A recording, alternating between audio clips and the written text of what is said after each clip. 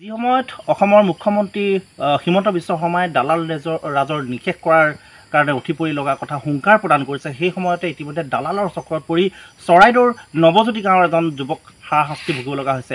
সৰ্বশান্ত হৈ পৰা যুৱকজন ইতিমধ্যে মোৰ লগত আছে আৰু NKTV দৰ্শকসকলৰ জ্ঞাতাৰ্থে আমি জনাম যে কেনেধৰণে যুৱকজনে আচলতে সৰ্বশান্ত হৈ পৰিছে। 7 লাখ টকা লোন আদায় দিয়াৰ নামত ইতিমধ্যে যুৱকজনৰ পৰা দালাল চক্ৰই লুটিছে প্ৰায় 1 লাখৰো অধিক ধন। মই যুৱকজনৰ ওচৰলৈ যাব বিচাৰিছোঁ। কি নাম তোমাৰ? হয়, মোৰ নাম হৰেন্দ্ৰ দাস। হৰেন্দ্ৰ দাস, তুমি লোন আদায় কৰাৰ বিনিময়ত কিমান টকাৰ লোনৰ কাৰণে এপ্লাই কৰিছিলা? হয়, মই L&T ফাৰ্নিচ লোন এটাত আপোনাৰ 7 লাখ টকা লোন এপ্লাই কৰিছিলোঁ। হয়, 7 লাখ টকা লোন এপ্লাই কৰাত বিনিময়ত আপোনাৰ মই গুগল পে' কৰিলোঁ এতিয়ালৈকে 1,03,000 টকা। সেই পইচাটো কোনে আদায় কৰিবৰ কাৰণে, মানে কোনে দিবৰ কাৰণে তোমাক?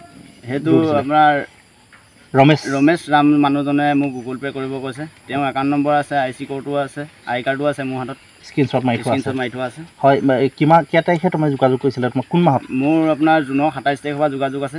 হয়, যোগাযোগ কৰিছোঁ, এতিয়ালৈকে যোগাযোগ কৰি আছে বৰ্তমান। কালিলৈ আকৌ 15,000 টকা দিবলৈ বাৰপতি ফোন কৰি আছে, তেতিয়া মোৰ লোনটো একচেপশ্যন হ'ব বুলি কৈছে। হয়, তোমাক বাৰপতি ফোন কৰি আছে? তুমি কি কৰা?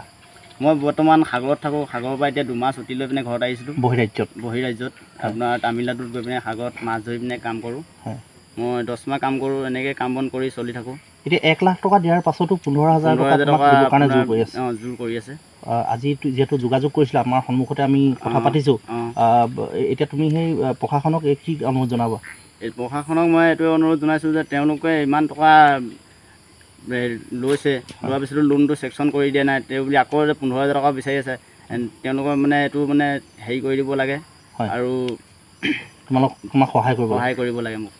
হয়, বহিৰাজ্যত কৰ্মসূত্ৰে নিজৰ পৰিয়াল পোহপাল দিবৰ বাবে বহিৰাজ্যত কাম কৰা এই যুৱকজনে এতিয়া সাগৰত মাছ ধৰি জীৱিকা পালন কৰিছিল আৰু এই ক্ষেত্ৰত লোন আদায়ৰ বাবে যিটো 7 লাখ টকা লোন L&T ফাইনেন্সে দিম বুলি প্ৰতিশ্ৰুতি দিয়াৰ পাছত তেখেতলোকৰ লোনটো চেংচনৰ নামত 1 লাখৰো অধিক টকা ইতিমধ্যে আদায় কৰিছে, যাক লৈ এতিয়া সৰ্বশান্ত হৈ পৰিছে ভুক্তভোগী যুৱক।